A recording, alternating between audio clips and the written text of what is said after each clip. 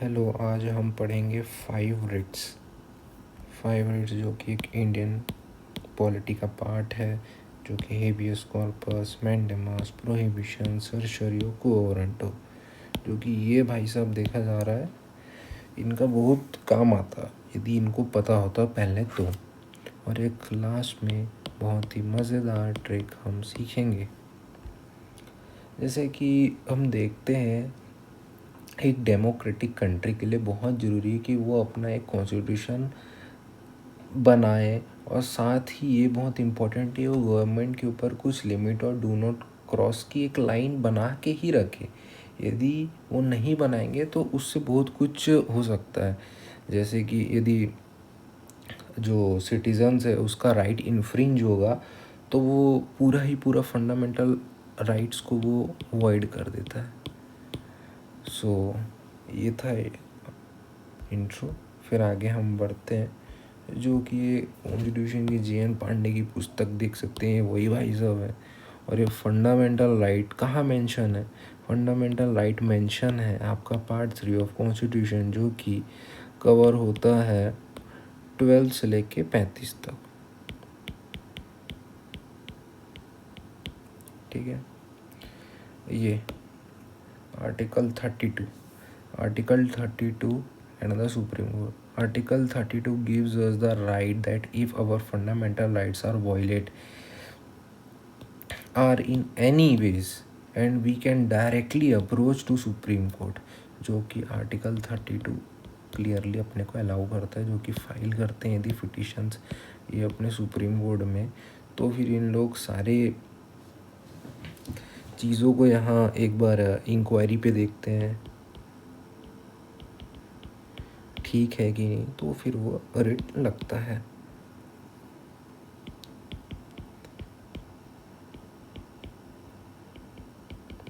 ठीक, बेसिकली ये रिट क्या, कौन सी बला है, ये रिट होता क्या है? Writ is an essentially an order that is issued by a Supreme Court or a High Court. Supreme court और हाई कोर्ट ही कर सकता है, लिखा है, जो कि इसके आर्टिकल्स में लिख देता हूँ 32 और article 226 of constitution of India. और फिर ये ऑर्डर का मीनिंग क्या होता है ये समझेंगे, मतलब ये ऑर्डर कहलाता क्या है। This order is generally issued by a command, हो सकता है कमांड, ऑफिशियल वारंट, कोई डायरेक्ट करना, टू एनफोर्स और टू प्रोटेक्ट द अफेयर्स। ठीक है, फंडामेंटल राइट्स किसके? सिटीजन्स के। ठीक है, तो इस पे ये भाई साहब अजीत डोभाल भाई साहब ये सब देखते हैं अपने, क्या बोलना चाहिए, जितने भी अफेयर्स होते हैं, जितने भी बड़े बड़े फैसले लिए जाते हैं, तो उसमें सब करते हैं इन लोग, सब वायलेट करते होंगे, मगर बेसिकली हम तो आर्टिकल 32 और 226 पढ़ रहे हैं, तो इनका कुछ वो नहीं है। जो कि मूविंग फॉरवर्ड 3 चीज़ों ही होता है, 3 R's होते हैं इसमें, क्या बोलना, 3O, डायरेक्शन, कमांड और ऑफिशियल्स, ये 3 डायरेक्शन पे होते हैं। अब जैसे कि अपने पढ़ा था ट्रिक बताएंगे भैया, तो अपने था हेबियस कॉर्पस, मैंडेमस, प्रोहिबिशन, सर्शरी और क्वो वारंट। तो ये अपना हेच से आ गया, hi ma'am please call quickly. ये भाई साहब को बहुत जल्दी थी फ़ोटो खिंचाने की, तो इसी ने ये वाला सीन क्रिएट होता है। तो H से हो गया आपका हेबियस कॉर्पस, ठीक है, मैम से हो गया आपका मैंडेमस, P से हो गया प्लीज से हो गया आपका, क्या बोलना चाहिए, प्रोहिबिशन, कॉल से हो गया आपका सर्शरी, जो कि, और Q से ले लिया क्वो वारंट। ठीक है, ये थी हमारी क्यूट सी ट्रिक एक। चलिए, अब जो कि हम पहला पढ़ने वाले हैं हेबियस कॉर्पस, तो देखते हैं हेबियस कॉर्पस होता क्या है, बनता कैसे है, चीज़ें कैसे चालू मतलब इसमें होती है रन, ये देखते हैं। First of all habeas corpus एक तो लैटिन वर्ड है जो कि इसका मीन ये है to have the body. To have the body मतलब जैसे कि कोई एक व्यक्ति को जेल पे बंद कर दिए तो फिर बहुत ही इलीगली तरीके से, तो उसको कोर्ट में कैसे अपीयर करने का जज उसको बोलता है, जो कि आपके पर्सनल लिबर्टी से पूरा ही रिलेटेड है। ठीक है, पूरा ही, ये इसका मेन कंटेक्स्ट है। ठीक है, और ये बोथ क्या बोलना चाहिए आपका, पब्लिक अथॉरिटी प्राइवेट अथॉरिटी दोनों पे लिमिट सॉरी ये इशू कर सकते हैं ये दोनों चीज़ों में। ठीक है, और फिर अपन बढ़ते हैं आगे मैंडेमस में। मैंडेमस का मतलब होता है वी कमांड, जैसे कि यहाँ लिखा हुआ है। वी कमांड एक लैटिन वर्ड है कि to order to perform the public duties. और ये पब्लिक ड्यूटीज़ किसके इशू कर सकते हैं, जैसे कि अपना हो गया पब्लिक बॉडीज़ हो गए, आपका tribunals, corporate, lower court, government officials, ये सब में इशू किए जा सकते हैं, जो कि इधर लिखा हुआ है। और कंडीशंस क्या क्या हैं, वो कंडीशन ये होता है कि वो अपना ड्यूटी से फेल कर जाता है नेग्लिजेंटली या इंटेंशनली, तो फेलियर कंसिडर किया जाता है सिटीजन्स का। तो ये इसकी होती है मैंडेमस कहा जाता है। अब प्रोहिबिशन बेसिकली ये होता है टू फॉरबिड और टू स्टॉप। इसका मतलब ये होता है कि यदि कोई लोअर कोर्ट कुछ अपना डिसीजन देना वाला रहता है, उससे पहले ही हायर कोर्ट रोक देता है और अपने तरफ पूरी हर चीज़ को ले लेता है। इसका पर्पस ये होता है कि वो लोअर कोर्ट और ट्रिब्यूनल्स को फ्रॉम एक्सीडिंग देयर जुरिस्डिक्शन से रोक देता है, और सिर्फ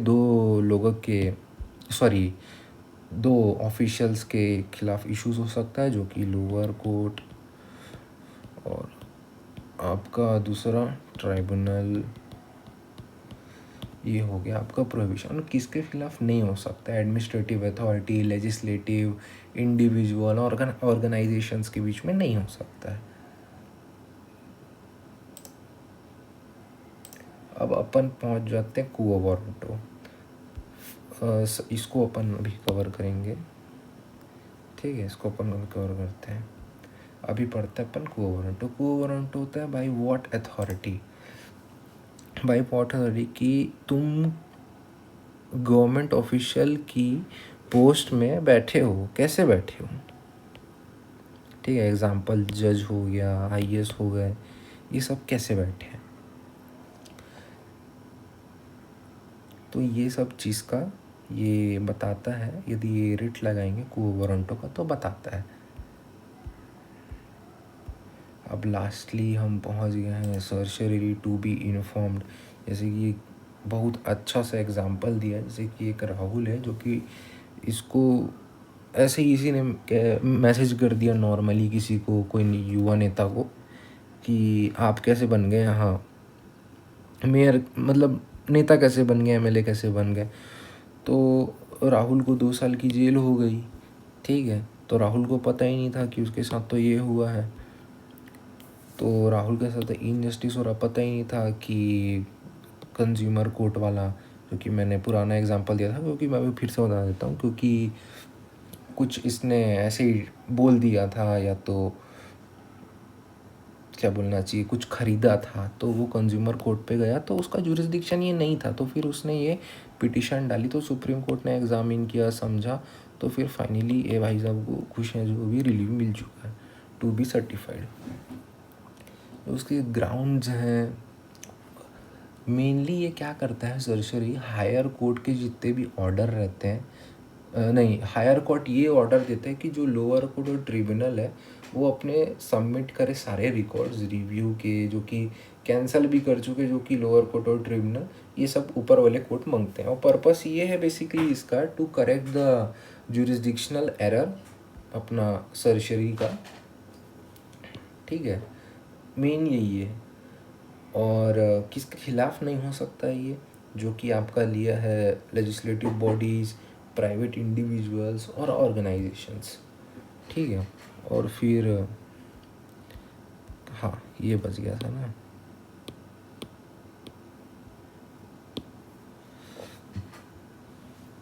प्रोहिबिशन और सर्जरी में बस इतना ही अंतर है। प्रोहिबिशन जब केस नॉट अनाउंस्ड है ना, जब जजमेंट अनाउंस नहीं हुआ है, तब ये वाला रिट काम आता है। और जब वो क्या बोलना चाहिए, जजमेंट आ गया, तो उसके बाद वाला सीन को बोलते हैं सर्चुररी। तो इसको हम लिख भी सकते हैं बिफोर, आफ्टर भी लिख सकते हैं समझने के लिए, ठीक है। अब पहुंच जाते हैं अपन, ये बेसिक लास्ट है, ये आर्टिकल 32 सुप्रीम कोर्ट का, आर्टिकल 226 हाई कोर्ट का, जो कि ये फंडामेंटल राइट की बात करता है। और ये दोनों होता है बोल रहा है इसके में। और इसका स्कोप थोड़ा सा क्या बोलना चाहिए, लिमिटेड स्कोप रहता है इसका, वाइडर रहता है हाई कोर्ट का। और इसका अप्रोच पूरा वायलेट होता है तो डायरेक्टली आप सुप्रीम कोर्ट पहुंच सकते हैं। और इसमें आपका यदि वायलेट हो रहा है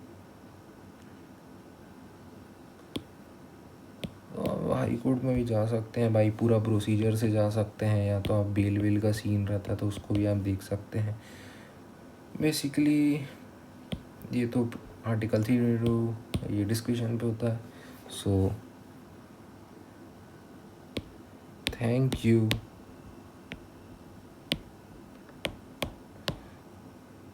और यदि आपको कुछ समझ में आया, अच्छे से लगा, मैं कुछ इम्प्रूव करूँ तो आप मेरे को बताइए। Thank you, bye.